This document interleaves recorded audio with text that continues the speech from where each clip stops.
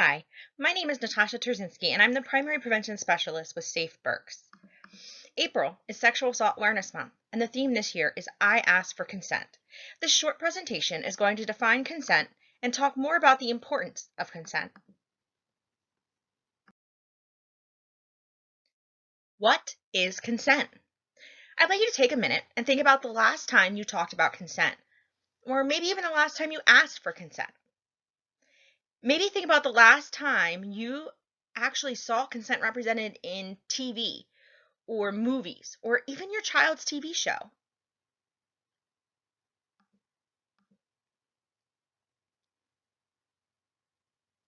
Maybe some of you could think about these examples of consent, but most of you probably couldn't. And even though consent is an important topic of conversation, we're not talking about it enough. Consent is when someone voluntarily gives permission for something to happen, or they are agreeing to do something. Consent requires respecting boundaries. What is a boundary? A boundary is a line you don't cross without permission. Any of you, when you hear the word boundary, you automatically thought of boundaries between states, but just like that physical boundary between the states, all of us have our own lines we don't want crossed. Everyone has a right to set their own boundaries, and everyone has the right to have those boundaries respected. Consent is about always choosing to respect the personal, mental, emotional, and sexual boundaries of others. Asking for consent is a healthy, normal, and a necessary part of everyday interactions. It's important for us as individuals to think about how our actions might make others feel and ask questions if we don't know. When do you ask for consent in your daily life? Since I cannot hear your actual answers, I wanted to talk about some common times we should be asking for consent. For those of us that are parents, some examples of talking to our children and modeling consent include, do you want to sit together? Can I play with your toy? Can I give you a hug? Can I help you with that? Another example of when consent is needed is for sexual consent. Remember, this should happen before any kind of physical touch. For example, is it okay if I touch you? Can I kiss you? Can I hold your hand? There's also digital consent. This includes things like texting, sharing online, or even sexting. We could say things like, is it okay if I text you while you're at work? Can I post this photo of us on Instagram? All of us can practice consent in our day-to-day lives by asking permission before assuming and showing respect for others' choices. There are 5 characteristics consent must have. Consent must be clear. Consent is expressed through mutually understood words and actions. The absence of a yes is not a no. Silence does not equal consent. Only yes means yes. It must be specific. Saying yes to one act, like kissing, doesn't mean that someone consents to other acts. Anyone can change their mind at any time, which removes prior consent given. It must be voluntary. Consent needs to be freely given, without pressure or manipulation. If someone is pressuring, manipulating, bribing, or threatening someone, it is not consensual. Consent must be ongoing. Consent must be given each and every time. Consenting in the past doesn't give consent in the future. This also means someone can withdraw their consent at any time. So for example, just because you let someone borrow your car last week does not mean that they can come over and borrow your car anytime they want to, right? It must be given each time. You would expect someone to ask before borrowing your car. Same thing with consent. Consent must also be coherent. A person cannot give consent if they're under the influence of drugs or alcohol, unconscious, sleeping, or under the age of 13.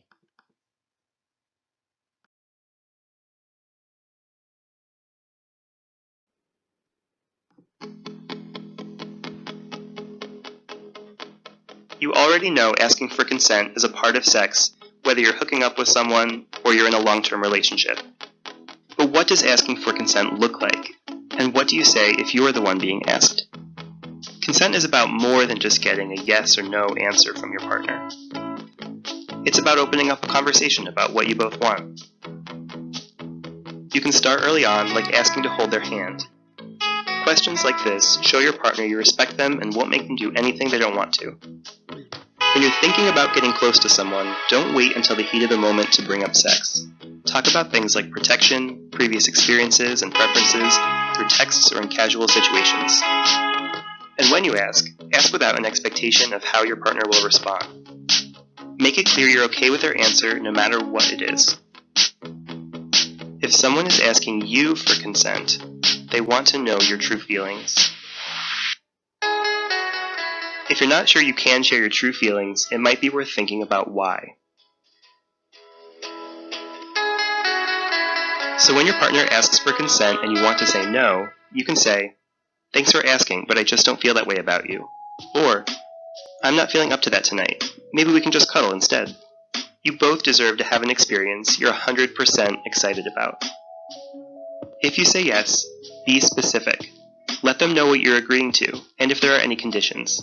You can say, "I'm into that, if you have a condom." Even after you say yes, keep the conversation going. Remember that consent is a skill. You get better as you practice. Learn more about consent at nsvrc.org/SAM.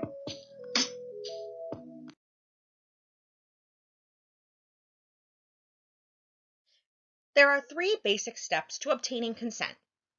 Ask, listen, and respect the answer, even when that answer is no. We need to be able to accept any answer we are given.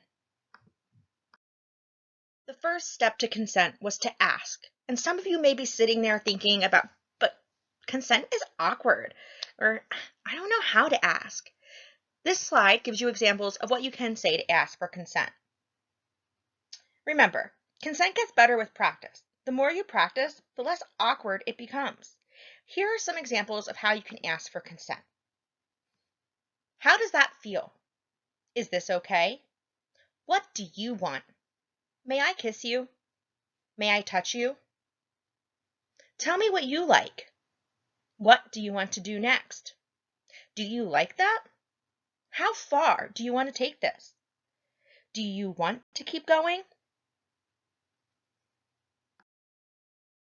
When you ask for consent, you want to ask without expectations of how your partner will respond.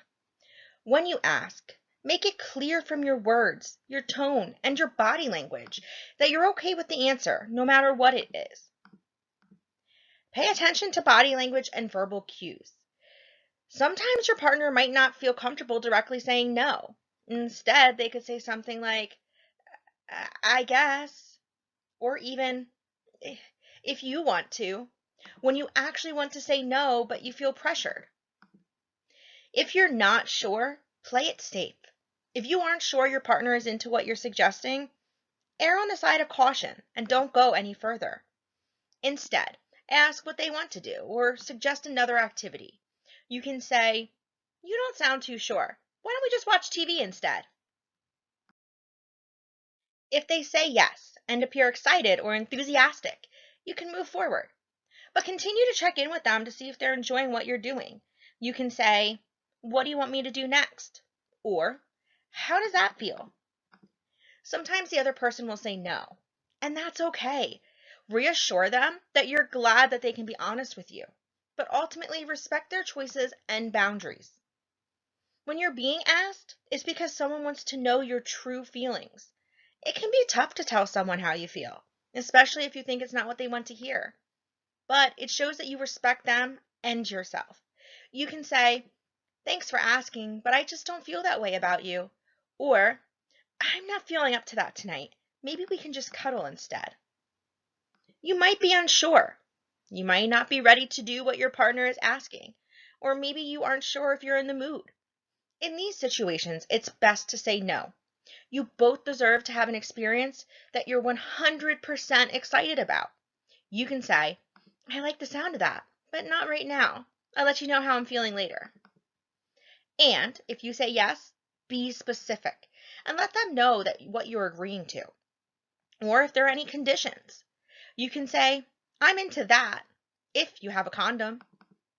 Consent is an ongoing conversation, so continue to let your partner know what you like or don't like. You can also let them know if you'd like to stop or if you need a break. As I said before, consent is a skill, and you do get better as you practice. We are now going to take a short quiz to see what you've learned about consent. Number 1, you should ask for consent before A, holding hands, B, kissing, C, having sex, D, all of the above. The correct answer is D, all of the above. Number 2, consent only applies to sex. A, true, or B, false. The correct answer is false. Number 3, when should you ask for consent? A, before any type of touch, B, only right before sex, C, just the first time you have sex with someone, or D, when you feel like the moment is right. The correct answer is A, before any type of touch. Number 4, who should ask for consent? A, people hooking up for the first time, B, a couple in a long-term relationship, C, married couples, or D, all of the above. The correct answer, D, all of the above. Number 5, when having a conversation about sex, you can talk about A, protection, B, previous experiences, C, what you like or don't like, or D, all of the above. The correct answer, D, all of the above. Number 6, consent is only verbal. Body language and tone don't matter. A, true, or B, false.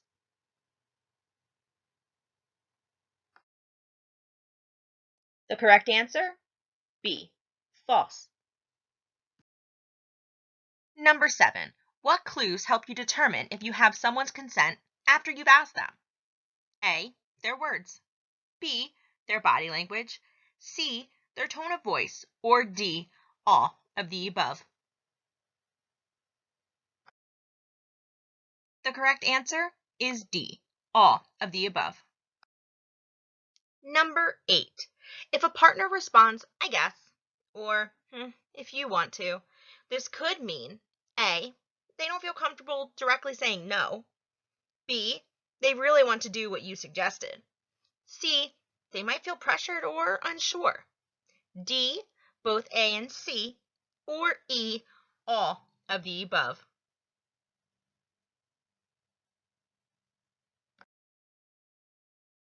The correct answer to number 8 is D, both A and C. Number 9, if you've asked for consent but you aren't sure if your partner is into what you've suggested, A, respect their answer and do something else, B, ignore them, C, ask them again later, D, try and convince them to say yes. The correct answer is A, respect their answer and do something else.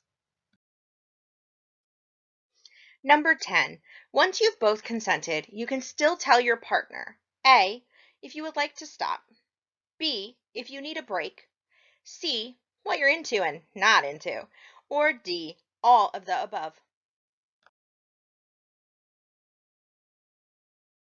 Answer to number 10, D, all of the above.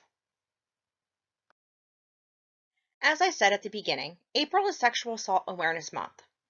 Sexual Assault Awareness Month is a campaign to raise public awareness about sexual violence and educates the communities on how to prevent sexual assault. The campaign theme this year is I Ask. The message that asking for consent is a healthy, normal, and necessary part of everyday interactions. For more information and resources, you can visit www.nsvrc.org/SAM, SAAM, or pcard.org/consent. At Safe Berks, we work with schools, community organizations, and workplaces to help people learn how to practice consent in their everyday lives. We offer a variety of prevention programming that teaches people about healthy relationships, communication, respecting boundaries, and other skills to create a safer community for everyone. If you or someone you know is a victim or survivor of sexual assault, know you are not alone, and Safe Berks is available 365 days a year, 24 hours a day, 7 days a week. You can call our toll-free hotline at 844-789-SAFE. Our hotline is available in both English and Spanish. You can also text SAFE Berks to 20121. We understand during this time of quarantine with the stay-at-home order, many are not safe in their homes. Please do not hesitate to reach out. We are always here to help. We also offer services for victims of sexual harassment, abuse, and assault. All Safe Berks services are free and confidential. We have emergency shelter in our safe house, counseling services, legal services, MAP services available throughout the local hospitals to all victims and survivors of sexual assault. If someone tells you that they were a victim of sexual assault, remain calm, believe them, and give them control. Listen and be available for the survivor to express a range of feelings and assure them of your support. You can encourage counseling and be patient. Healing can take years with advances and setbacks, but healing can happen. Thanks for tuning in to this presentation on consent. Please feel free to leave any questions you have on the comments sections of this video. Stay safe, everyone. And don't forget to come back tomorrow for story time with our community educator, Michelle Knoll. Spanish story time will be this Friday with bilingual community educator, Delio Santana. Stay safe.